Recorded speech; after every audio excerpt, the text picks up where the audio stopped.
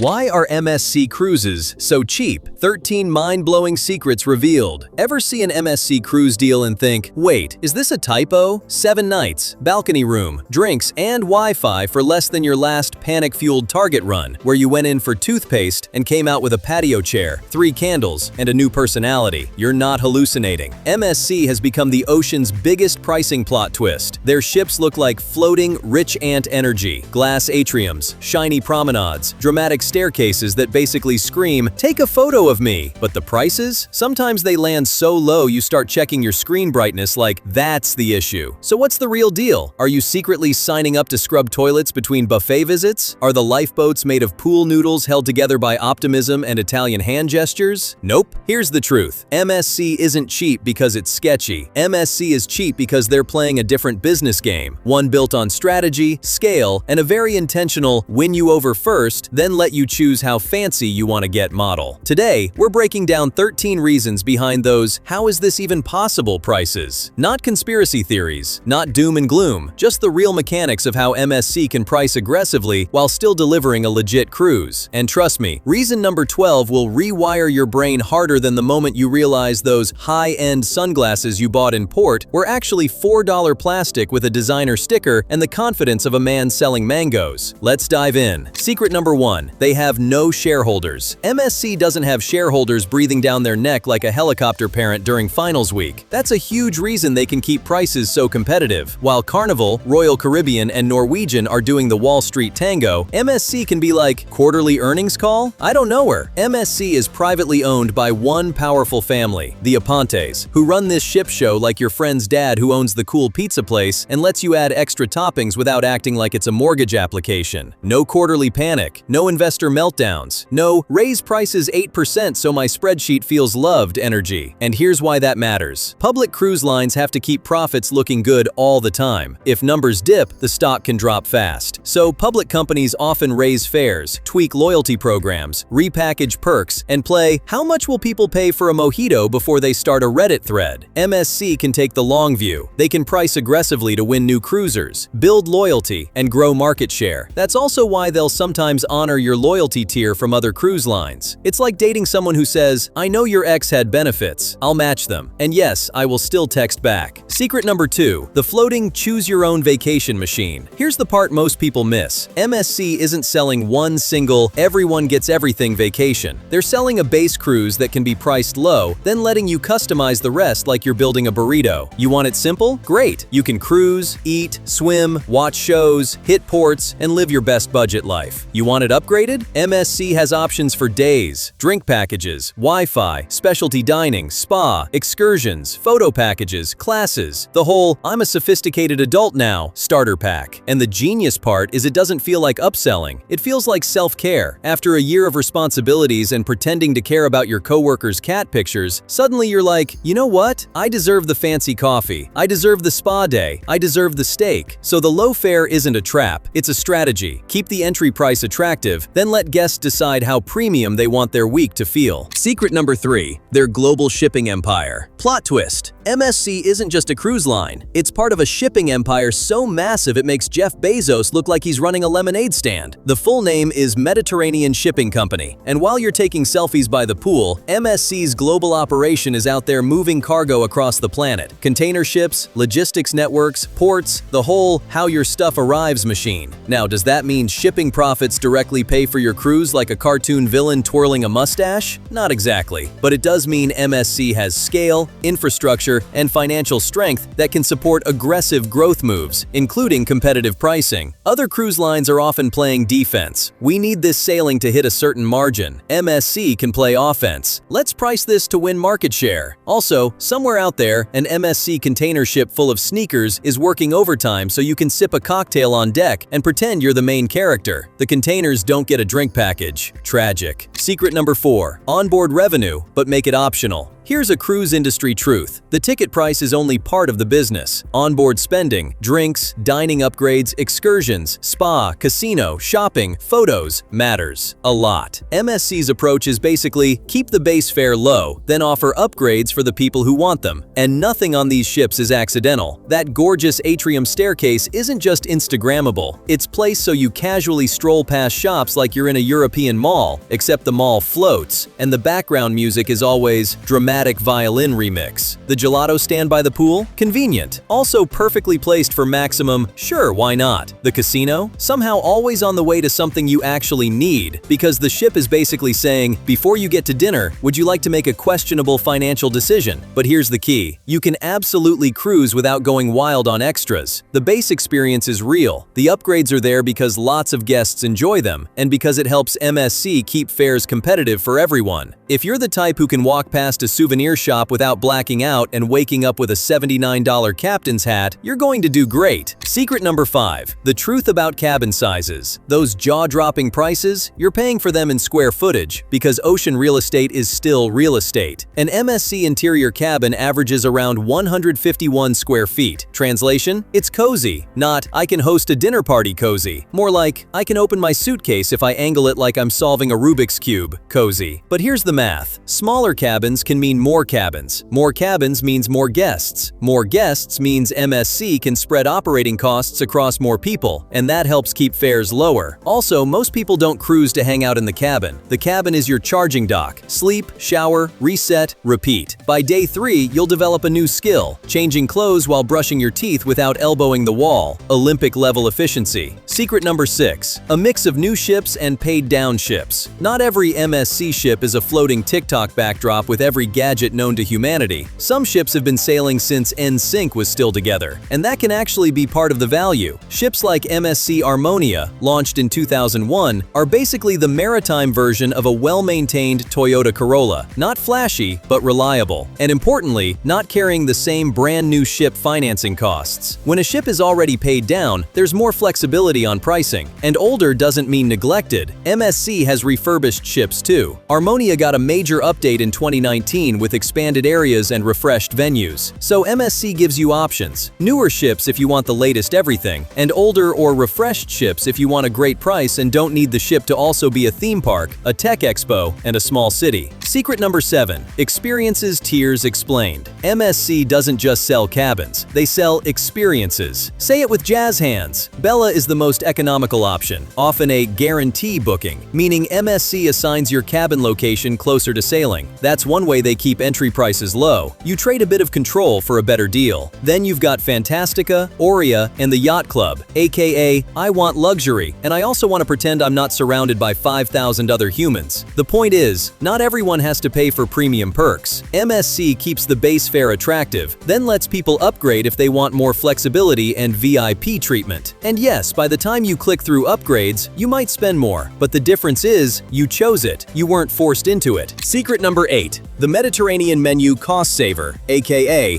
why can't I find ranch dressing? MSC leans European and Mediterranean with food. Pasta, pizza, espresso, breads, olive oil, herbs.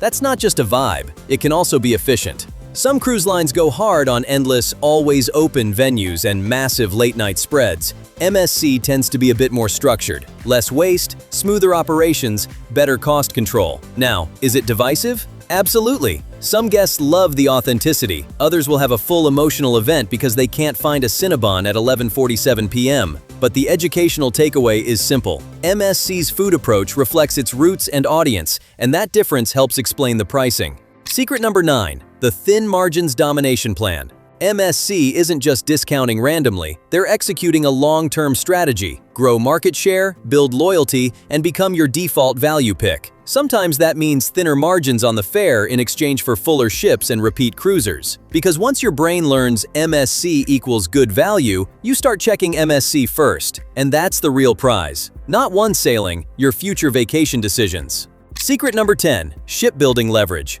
MSC doesn't own shipyards, but when you place massive multi-ship orders, you get negotiating power. Big orders can mean better pricing, more standardization, and smoother production. And standardization is boring, but powerful. Less complexity means lower costs over time. which helps keep pricing competitive. Secret number 11. The European ferry model. In parts of Europe, MSC has operated with more flexible embarkation options on some itineraries, multiple ports where guests can start and end. That flexibility can help keep ships full across segments, and high occupancy is one of the biggest drivers of competitive pricing. Empty cabins are the enemy of cheap fares. So when MSC can keep cabins filled more consistently, the economics improve, and that helps keep deals strong. Yes, sometimes it feels like stylish, multilingual human Tetris, but it's smart.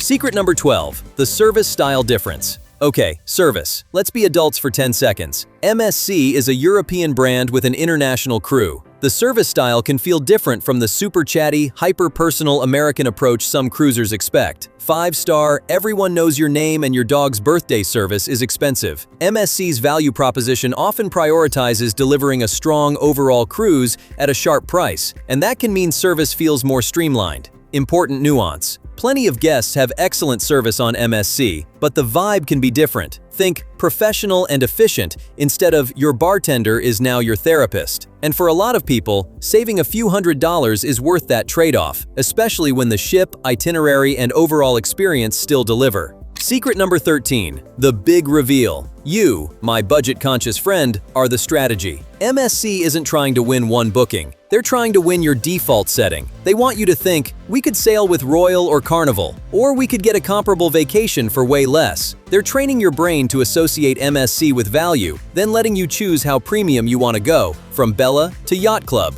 You'll come back. You'll tell your friends. You'll make a spreadsheet comparing cruise prices that mysteriously ends with Book MSC. It's not a glitch, it's the business model. If you want to keep the savings conversation going, watch this next video. MSC drink package worth it in 2026. Let's calculate. Happy MSC cruising!